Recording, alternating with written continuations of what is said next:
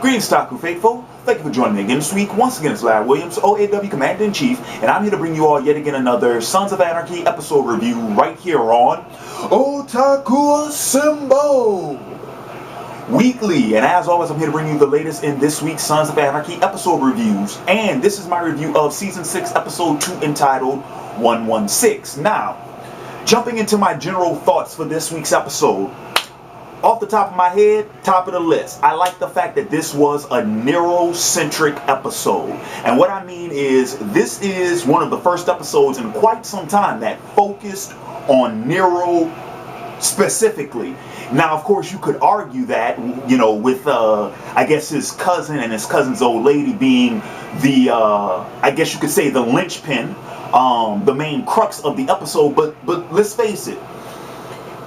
In regards to last week's episode, when we found out that the school shooting was going to be tied to the sons and the rest of the main characters through the KG-9 automatic rifle that the kid used, in the preview we knew immediately, okay, this was going to be a problem for the sons, but more immediately it's a problem for Nero and his crew because, of course, the kid was belonged to Nero's cousin's old lady.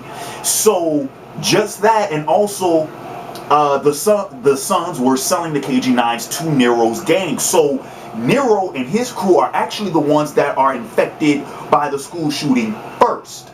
They are the ones that the DA, and they're the ones that the law enforcement are going to go after first, before the sons even, you know, well, of course they got Lee Torek knocking on their door, but Nero's gang, crew, they're the ones that everyone is pointing to first. Now, yeah, the sons are going to get it, but as much as Jax and the club reacted as, oh, we got to get our hands on her, oh, you know, we can't afford her to be a rat, she's a liability, we got to get out of town, I think that posed more of a threat to Nero than it did the club, or at least, like I said, for the time being. For the immediacy at hand, it was much more of a problem with Nero. Also, Nero lost his cousin. Of course, he had to kill him himself, but, you know, I just like the fact that the way the events played out, to me, focused more on Nero than the club. To draw another contrast, last week was a problem that the club had where Nero and his crew was backing them up. This week, it seems like this was more of a problem Nero's gang was having, and Jackson and backed him up, although it's a problem for both parties at hand. But anyway, I hope you all get what I'm saying when I say it's a Nero-centric episode. And of course, you can argue that it's not. Let's see. That pretty much wraps up my general thoughts on the episode. A couple of things I want to talk about, but actually I don't have that much. Let me just talk about Clay. Let me get that out of the way now.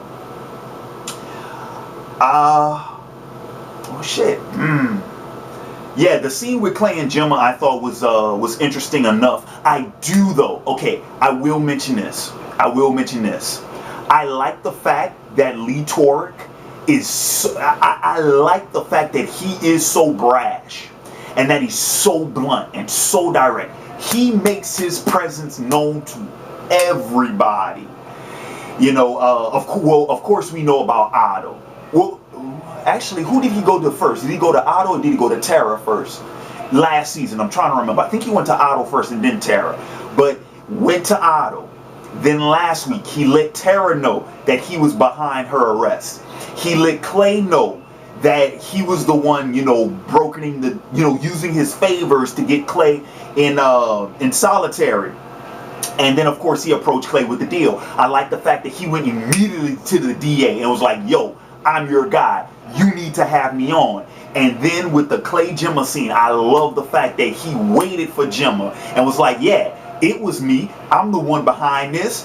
I can't wait for Jax to show up. You can let him know that I said that. I love the fact that he went into Nero's place and was like, hey, tell your boss, here's my card. Tell him hit me up.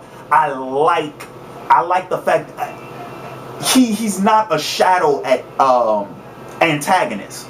And I like that. He's not a shadow adversary. He can work behind the scenes, but he's going to let you know. And you know what? It all goes back to that old saying. What does it say? Revenge is not revenge unless the person you're doing it to know you're responsible. I paraphrased it, but that's the idea. Revenge is not revenge if the person does not know why they're being punished, and the avenger has to let them know that. So and yeah, he's fulfilling that role off top.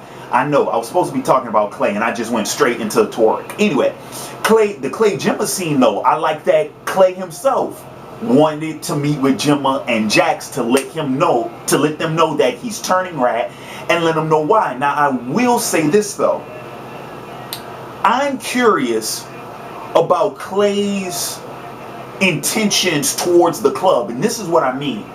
We know, or at least it's suggested, that he's going to go ahead and turn rat because he wants to get back at Gemma and Jax, right? Cool. But is he taking that animosity out on the club too? Has Clay completely given up on the club? Now we know last season he was just going to bail on the club because, well, he got voted out. That's what happened. He got voted out. So of course, you know, he's done with them. But is he going to turn that animosity towards the rest of the club for that exact reason? Is it because they voted him out? Is it because he thinks they might be coinciding with what Jax is doing? Does he even know that Jax has kept the majority of them out of the loop? So I'm more interested in that. Now, of course, I'm looking forward to the Jax Clay meeting next week.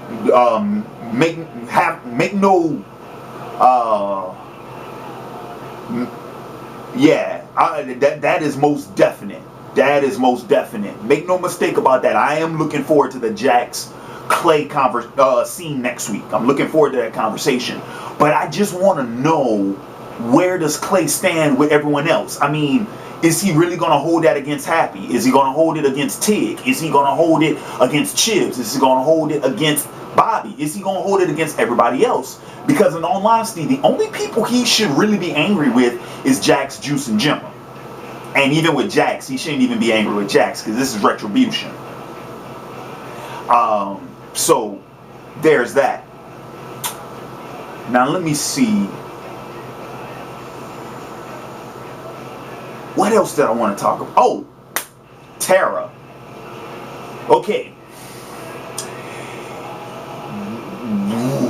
It's really early to call what's happening with Tara, but she has so many things in the works. She has so many things at play right now that I'm just interested to see. I'm just trying to figure out how all of this is going to work. We know that she is at least, the idea of Wendy being guardian, that's still on the table for her. But now she's even considering divorcing Jax. And then we found out about, all her notes on the notepads that she gave Lowen. Apparently her little testimony that is supposed to excuse her and Jax from any type of crime, that's supposed to get them all, free and in the clear. But what exactly is the story being painted on those notepads? Is Tara trying to paint this picture that it's the environment and it's the club that is causing all this negativity and all the, the violent atmosphere and all that type of jazz, and that Jax is completely innocent of that? Is that the picture she's trying to paint? And I am not sure how much I don't know how that's supposed to work, especially given Jax's criminal record. How is that supposed to work? And then how is Jax supposed to react to that if Tara is throwing the club under the bus but trying to get him out? I don't think that's going to pan well, or at least not for Tara. It's not. And I think that is going to create a bigger rift in between her and Jax. I mean, there have been little moments, little bitty periods throughout this episode where you see that rift, where you see clearly Jax and Tara are not on the same page, where you could see there's a disconnect, and there's little bitty moments in between the episode, pretty much like the elephant in the room, the unspoken word between the two. So once all that comes out, and clearly Jax doesn't know about this, because as far as we know, Jax only knows about the whole Wendy as guardianship thing, and that's only because Tara was open about that with him. But yeah, the divorce thing, and then whatever it is, whatever was on the past that she gave Lowen, clearly Jax doesn't know about those. So, like I said, it's pretty early to try and make a call on any of that. So we're just going to see how that all pans out.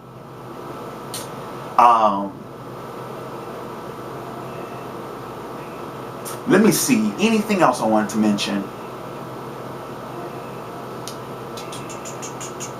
Nah, I think that's it for the most part. I think that's it for the most part. Oh, we saw that, Bobby was going ahead and recruiting his guys to go ahead and go nomad, but then again, I don't know how that panned out, because we saw Bobby only had 3 guys, and they say you needed at least 4. So who knows? Maybe that'll be the thing to make Bobby come back, or maybe Bobby will try to convince one of the guys in SAMCRO to leave with him. Maybe Tig or Chibs. That's an option too. So we'll see what ends up happening with that. But anyway, so yeah, that's pretty much all my thoughts on this week's episode.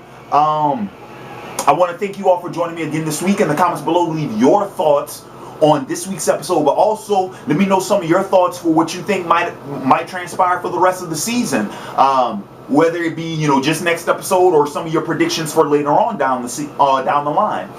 And with that being said, this has been Larry Williams, OAW Commander-in-Chief. I'm signing off, and until next time, peace.